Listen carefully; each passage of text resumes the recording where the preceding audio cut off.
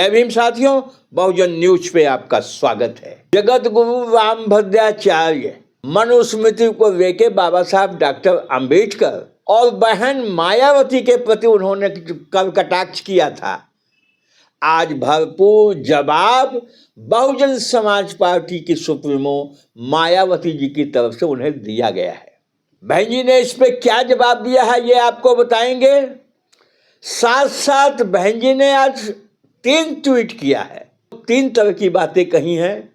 तो सबसे पहले ये रामभद्राचार्य जो मनुस्मृति को लागू करने की बात करते हैं, आदर्श ग्रंथ बता रहे हैं, और इस पे अगर कोई बोलता है तो उसकी कठोर ये निंदा करते हैं।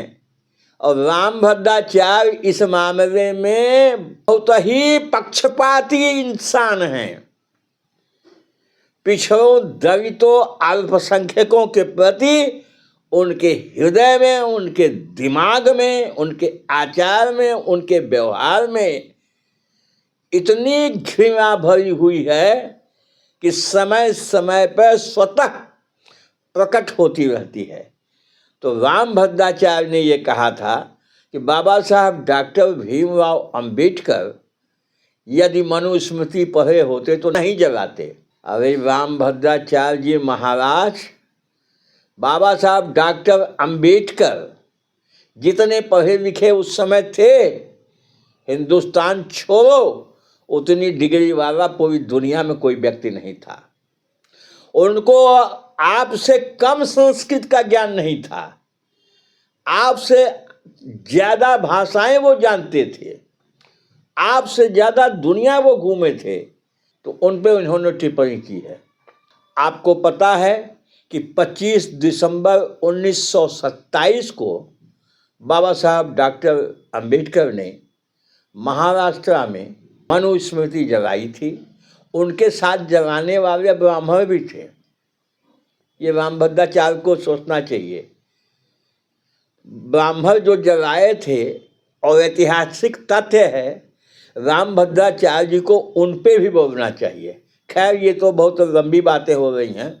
आज आदरणीय मायावती जी ने रामभद्राचार्य जी को क्या जवाब दिया है वो हम आपको बताना चाहिए। मान्या बहन जी ने कहा है कि बाबा साहब डॉक्टर भीमराव अंबेडकर को मनुस्मृति का पूरा ज्ञान था।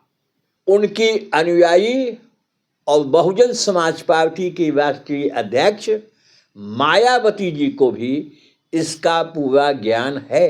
तभी इस व्यवस्था के विरुद्ध आवाज उठाकर यहाँ दुखी और पीड़ित को अपने पैरों पर खड़ा करने के लिए बीएसपी की स्थापना की गई है। यह सर्वविदित है।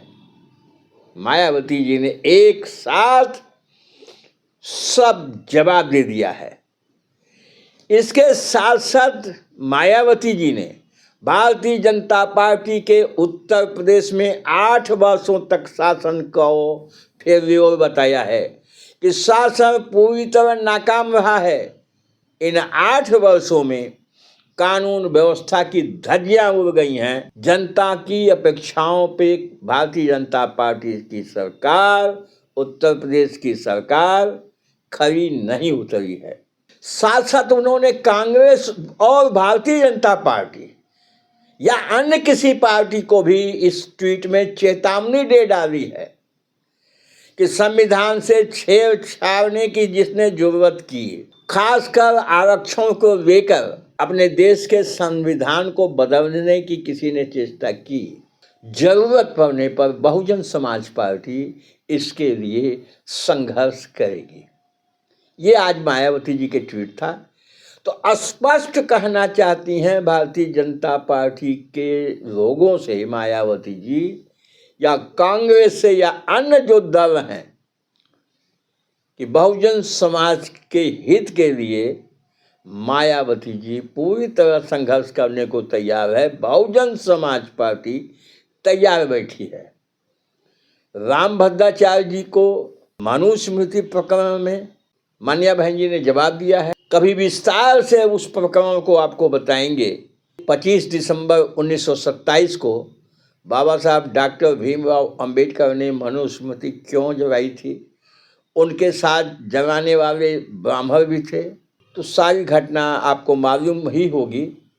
आज पुनः इस तरह का माहौल बनाया जा रहा है, हो हल्ला मचाया जा रहा है और किसी मकसद के तहत आरएसएस ये इस तरह की बातें उठा रहा है।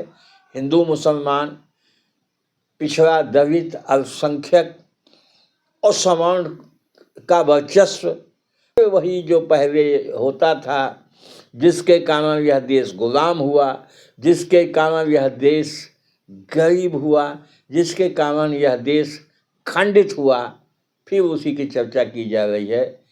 हमें लगता है कि इसके जो भी देशभक्त हैं, जानकार हैं, पढ़े लिखे लोग हैं, चेतना वाले हैं, इसकी निंदा करेंगे। बस साथियों, इस वीडियो में इतना ही।